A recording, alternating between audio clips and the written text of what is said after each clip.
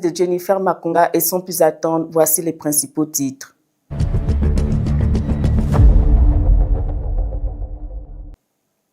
En diplomatie, le président de la République Paul Kagame a reçu le président du Conseil de ministres du Togo, Faure Gnassingbé, en visite de travail d'une journée au Rwanda. Kwibuka, une nouvelle initiative de mémoire numérique introduite destinée à préserver et à afficher les noms des victimes du génocide de 1994 contre les Tutsis. À l'église, à partir de Goma, 66 pèlerins ont bravé des braves routes sinueuses et frontières pour attendre au sanctuaire de Kibéo. Pour beaucoup, ce voyage représente même plus qu'une simple excursion religieuse. C'est un acte de résistance spirituelle, une quête de paix intérieure.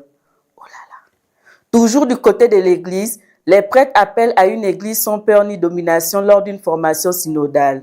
La lutte contre le cléricalisme, attitude de supériorité de certains consacrés, a été au cœur de la formation. Au niveau du social, dès leur arrivée au poste frontière de Rusizi 1, les 19 rapatriés ont été pris en charge par les autorités rwandaises, le camp de transit de Nyarushushi, situé dans le district de Rusizi. À l'international, notamment en RDC, l'épidémie d'Ebola reprend de plus belle dans l'est de la RDC, alors que les autorités sanitaires peinent à endiguer la propagation du virus. Le bilan s'alourdit avec moins de 75 décès recensés. En diplomatie, l'arrivée du président américain Donald Trump en Chine, 9 ans après sa dernière visite, marque un moment clé dans les relations entre les deux grandes puissances économiques mondiales. Au Vatican, le souverain pontife s'est adressé au monde académique dans l'une des plus anciennes universités du monde, appelant au dialogue entre la science, la foi et la raison.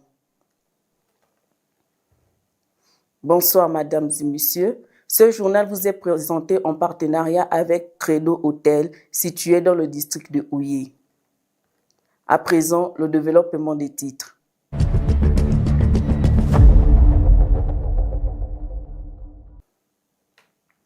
Le président